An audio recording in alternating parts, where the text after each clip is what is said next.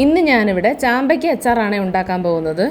അതിനായിട്ട് ഒരു ചീനിച്ചട്ടി അടുപ്പിൽ വെച്ചിട്ടുണ്ട്.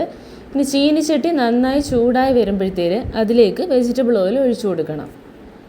വെജിറ്റബിൾ ഓയിൽ ഏത് വേണമെങ്കിലും യൂസ് ചെയ്യാം. പിന്നെ നല്ലെണ്ണ ഉണ്ടെങ്കിൽ അത് വേണമെങ്കിൽ യൂസ് ചെയ്യാം. അച്ചാറിന് പൊതുവേ നല്ലെണ്ണയാണ് യൂസ് ചെയ്യാറ്. എണ്ണ നന്നായിട്ട് ചൂടായി വന്നിട്ടുണ്ട്. ഇനി അതിലേക്ക് കുറച്ച് കടുക് ഇട്ട് കൊടുക്കാം. ഈ സമയത്ത് ഫ്ലെയിം ഒരു മീഡിയം രീതിയിൽ തന്നെ വെച്ചാൽ മതി, അല്ലെങ്കിൽ പെട്ടെന്ന് കരിഞ്ഞു പോകും. ഇനി ആ കടുകൊന്ന് പൊട്ടി വരുന്ന സമയത്ത് നമുക്ക് 1 ടീസ്പൂണോളം ഉലുവയും കൂടി ഇട്ട് കൊടുക്കാം. ഉലുവ പൊടിച്ച് വേണമെങ്കിലും ചേർക്കാം. ഞാൻ ഇവിടെ അല്ലാതെ മുഴുവനായിട്ട് ചേർത്തന്നേ ഉള്ളൂ. ഇനി അതിലേക്ക് കുറച്ച് ഇഞ്ചിയും വെളുത്തുള്ളിയും അരിഞ്ഞതും കൂടെ ചേർത്ത് കൊടുക്കണം.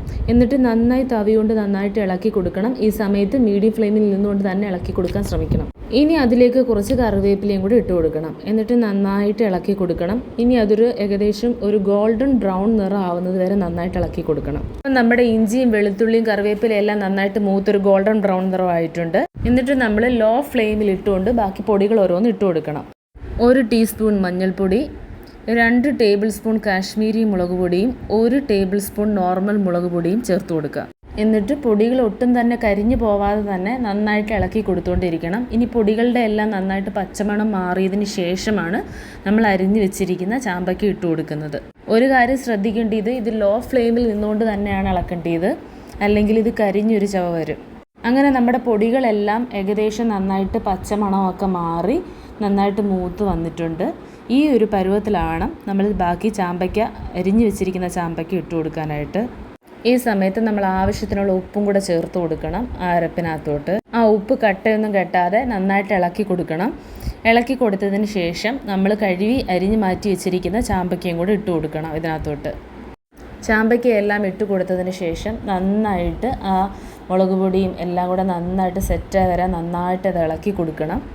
വേണമെങ്കിൽ ആ ഒരു ലോ ഫ്ലെയിമിൽ നിന്നുകൊണ്ട് തന്നെ ജസ്റ്റ് ഒരു അടപ്പെടുത്ത് അടച്ച് വേണമെങ്കിൽ നമുക്കൊന്ന് വേവിക്കാം. പക്ഷേ ഞാനിവിടെ അങ്ങനെ വേവിക്കുന്നില്ല. ആ ലോ ഫ്ലെയിമിൽ നമ്മൾ അടപ്പൊന്നും വെച്ച് അടയ്ക്കാതെ ഓപ്പണായിട്ട് തന്നെ അതിങ്ങനെ ഇളക്കി കൊടുത്തുകൊണ്ടേ ഇരിക്കുക. ഇനി ഈ സമയത്ത് നമുക്ക് കായപ്പൊടി ചേർത്ത് കൊടുക്കാം. ഞാനിവിടെ കായത്തിൻ്റെ പൊടിയാണ് യൂസ് ചെയ്തിരിക്കുന്നത്. ഇനി കഷ്ണമായിട്ടുള്ളതാണെങ്കിൽ ആദ്യം തന്നെ കടുക് വറക്കുന്ന സമയത്ത് ഒരു കഷ്ണം ഇട്ടിട്ട് നന്നായിട്ടത് എണ്ണയ്ക്കകത്ത് മൂപ്പിച്ചിട്ട് പൊടിച്ച് വേണമെങ്കിലും ലാസ്റ്റിൽ ഇങ്ങനെ ചേർക്കാം. ഞാനിവിടെ പൊടിയാണ് ഉപയോഗിച്ചിരിക്കുന്നത്.